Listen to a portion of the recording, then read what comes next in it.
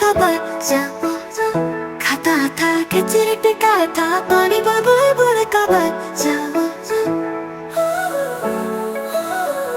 गाता था गाने मेरे सरहाने बुलबुल का बच्चा।